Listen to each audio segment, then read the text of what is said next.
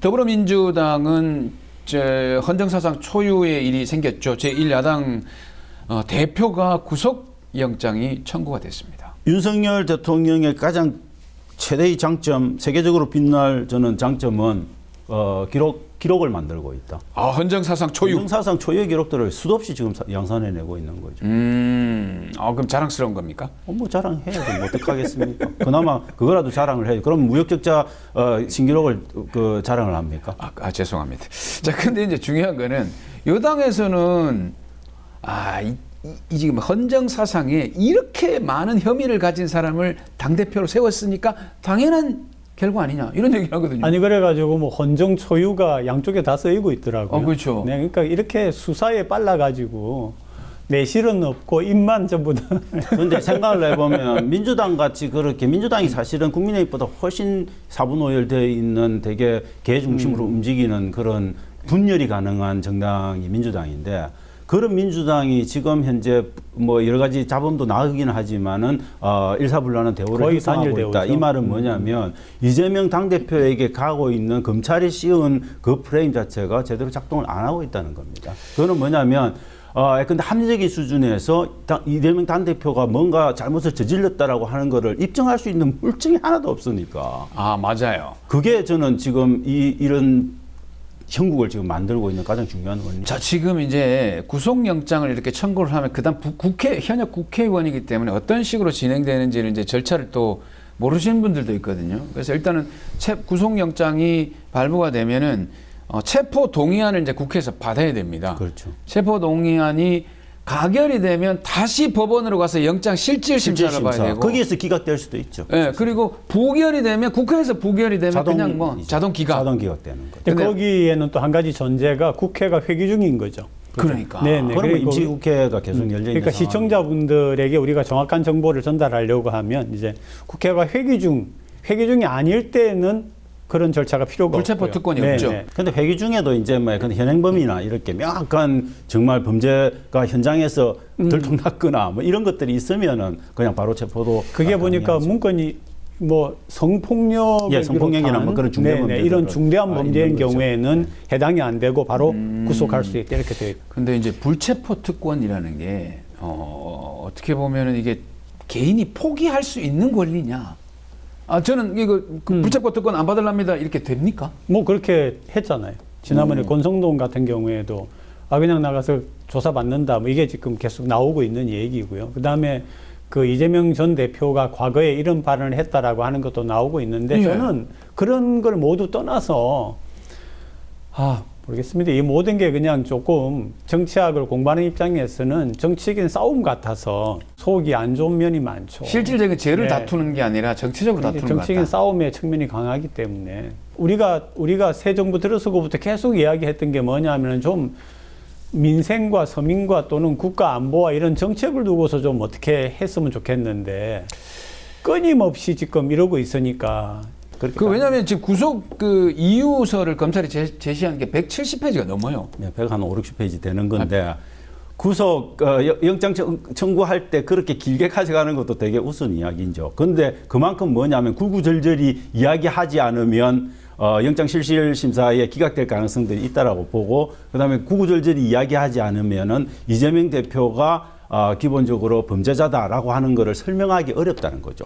만약에 정말 증거가 있고 이 사람을 범죄자로 낙인 찍을 수 있는 명확한 증거가 있으면 그 한 페이지면 됩니다. 검찰이 그만큼 구구절절 한 거고 그 안에다가 심지어 대법원에서 판결된 근데 대장동에서 기본적으로 공익환수한 금액 자체도 대법원 판결상 5,500억 원이 넘는 돈인데 그걸 1,800원으로 뚝 잘라서 이야기를 하고 있습니다. 사법부의 판단, 최종적인 판단까지도 검찰이 그냥 반토막을 내놓고 있는 그런 종류의 저는 그런 구속 사유서 이런 것들을 국민들이 이해하기 어렵죠. 국민들은 한 페이지도 안 읽습니다.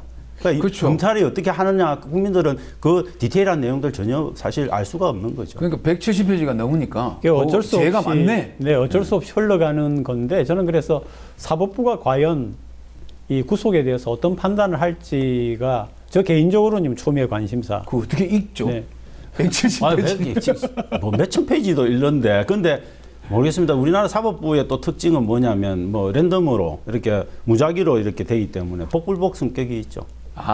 물론 사법부는 기본적으로 뭐 자기의 보수적 이념이냐 진보적 이념이냐 관계없이 판사들은 나름대로의 다른 일반 국민들 혹은 정치인들과 다른 기준을 갖고 판단을 하지만 그럼에도 불구하고 근데 저희들이 그 50억 수수한 곽상도 판결을 보면 국민들이 도저히 일반 정서로 납득할 수 없는 그리고 법리로서도 납득할 수 없는 일들을 판사들이 결정하지 않습니까? 저는 이 건도 그렇게 될 가능성도 배제할 수 없다 그렇게 보는 거죠. 곽상도 같은 경우에는 검찰의 입장에 문제가 있었던 것 같아요. 그렇죠. 사법부가 그런 판단을 할 수가 없는데 그렇기 때문에 저는 오히려 그 케이스에는 항소에 대해서 좀 보고 있습니다. 과연 어떻게 이걸 하느냐 하는 거를 사실은 모든 국민이 좀 놀랐어요. 제 주변의 모든 사람들이 그렇죠. 50억을 받았는데 어떻게 그게 과기원하고 상관이 없다는 거냐 해서 놀랐는데 사법부가 그런 판단을 내리지 않습니까? 그런데 지금 현재 대부분의 국민들 제 주변에 이야기하는 거는 아마 이게 검찰이 이게 소명을 제대로 못한 것 같다. 소명을 못하면 검찰이 의도를 갖고 소명을 안 하고 피해갈 수 있고 사법부가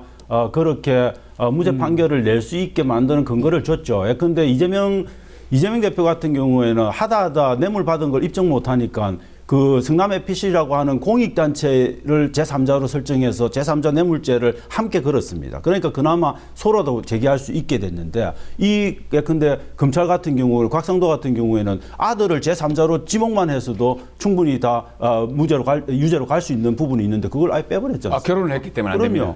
결혼을 했기 때문에 독립재산자이기 때문에 제3자로 지정할 수가 없습니다. 왜 그렇습니까? 그렇다 하더라고요. 법학과 나오셨잖아요. 판사들의 제가 이제 생각했던 건 뭐냐면 검사들의 입증의 부족의 부분도 있지만 판사들이 판결 이유를 구성할 때도 약간 좀 빈약한 논리였다라는 거죠.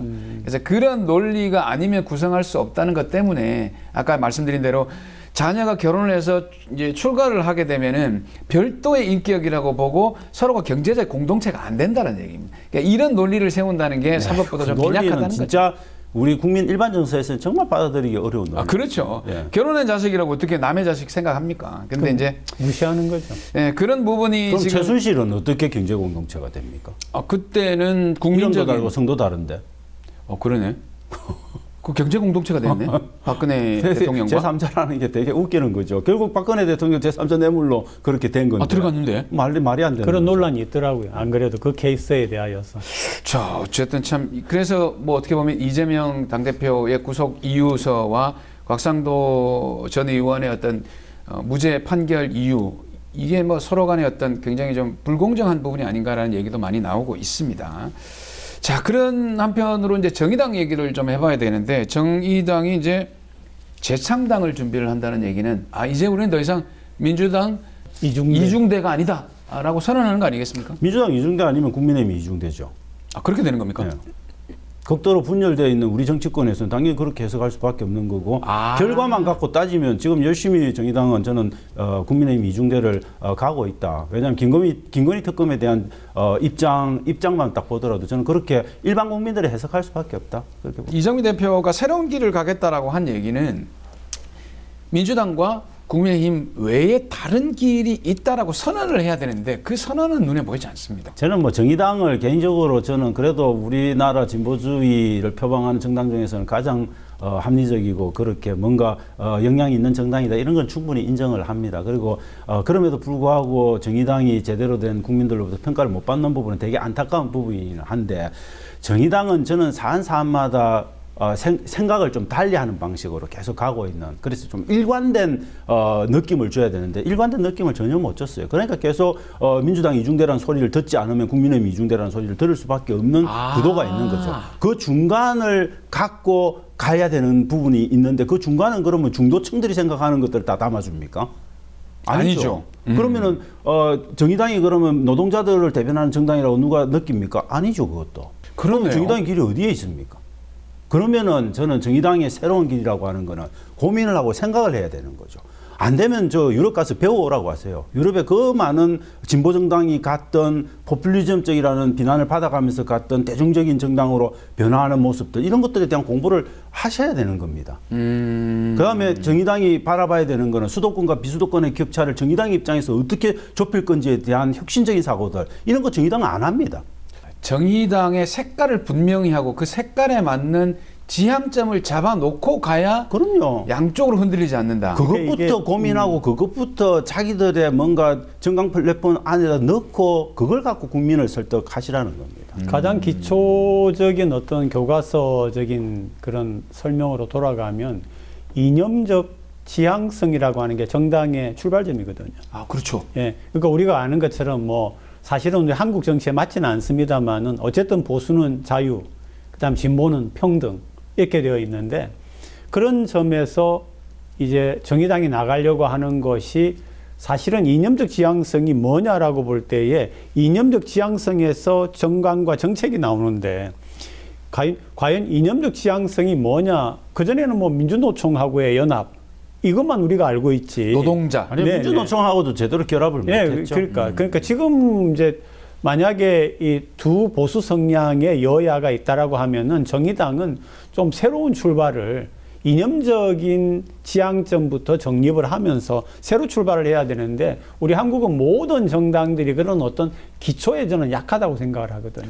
야, 이 기회에 딱 이렇게 지역이 많이 네. 힘든데 지역을 딱 앞에 놓고 우리가 얘기했던 거죠. 아니 그건 정말, 그런 걸 네. 하려면 지방선거 때 했었어요. 지방선거 때 근데 지역 정당을 우리나라 정당법이 못 만들게 해놓았으면 정의당이 저는 그런 좀 우산을 제공해서 지역에서 지역 자체에 정말 살아있는 정치를 해보고 싶은 풀뿌리 정치인들을 끌어안는 모아가지고. 노력을 한다든지 그래서 맞네. 뭔가 이 보수 양당 체제 안에서 균열을 일으키기 위한 다양한 노력들을 해야 되는데 그거 안 하지 않습니까? 다음 총선에서 지금 제가 볼 때 이정미 대표가 나와가지고 재창당하는 차원에서 하겠다는데 저는 결국 이 선언은 뭐냐면 다음 총선에서 우리는 우리가 할 길 가고 민주당 진보 세력 간의 연합 거부하고 우리가 할 길 가서 결국 국민의힘 이중대가 돼서 국민의힘의 의원들이 더 많이 당선될 수 있게 해주겠다. 이 선언하고 똑같은 거예요. 결과적으로 보면. 아, 결과로 봤을 때는 그렇지 않습니까? 창원 성산에서 강기훈 후보가 지난 총선에서 의원됐습니다.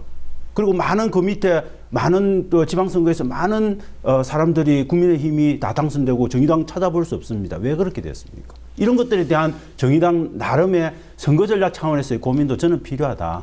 그래서 결국은 정말 민주당이 아니면 국민의힘의 이중대가 되는 이 현실을 어떻게 바꿀까에 대한 저는 고민이 필요하고. 그렇죠. 그 고민. 근데 또 정치의식 혹은 뭐 지난번에 말한 정리를 것처럼 뭐 거창한 그런 우리가 말하는 이데올로기적인 이념이 아니라 정말 생활 정치와 지역 정치를 표방을 하면 좋겠다. 네. 그런 그렇습니다. 그 공고를 하죠.